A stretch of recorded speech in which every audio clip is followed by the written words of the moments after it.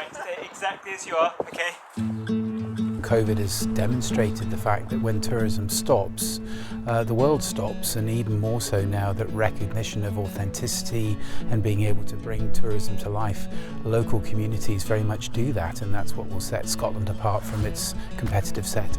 SCOTO really came about from what we call the Communities Leading in Tourism programme. It was something that funded Highlands and Islands Enterprise, that was looking at bringing together people who are working in community tourism to learn more about tourism. The light bulb moment was when I saw everything that had been achieved here in Callander and that network of people.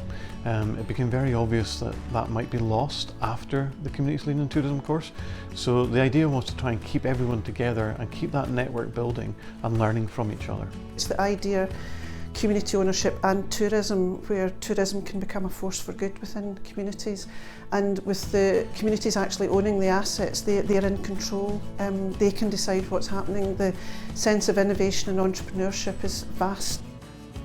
Recently we have put new glamping pods in, including 3 smaller pods which have a double bed in each, but we've also put a fully accessible pod in, including a change of places style bathroom. This pod was very important to us because there is nothing like this in the National Park or this area, and we felt it was very important to allow people with accessible needs to come on holiday the same as everybody else. This is about actually supporting a community business that's training young people, that's keeping services open that wouldn't otherwise be open. I came in August 2019 in hospitality and learned different skills, how the hostel operates on a day-to-day basis. Cleaning rooms, cleaning pods, and also different skills like serving bar functions, serving food, so people skills and qualifications as well. We have someone who's now a dental nurse, someone who's a butcher, and someone who's actually training to be an electrician. So it's very important that young people get a good start to their destination. It may not necessarily be tourism, but at least it gives them a qualification and gives them that grounding to say you can work towards what you really want in life. I've just qualified as a youth worker. It's a line of work I never thought I'd be in a few years ago. I really enjoy the role, and my plans are to stay on at CYP and continue my progression as a youth worker, and maybe do a work-based university degree as well.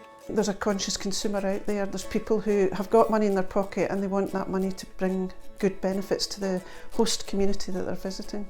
Our members will be putting directly back into the community, so community wealth building. So people are able to identify where their pound is being spent, but not only being spent, but where it is going. Bringing those local communities together with delivering the Scottish tourism proposition to visitors from afar and from within Scotland as well is key, because of course it will drive economic benefit to the local economies as well. So sense of ownership, sense of place and sense of authenticity is a big part of what Scotland has to offer. What I would say to anyone who is considering a project within their community is, first of all, get in touch with SCOTO, take plenty time to plan your project.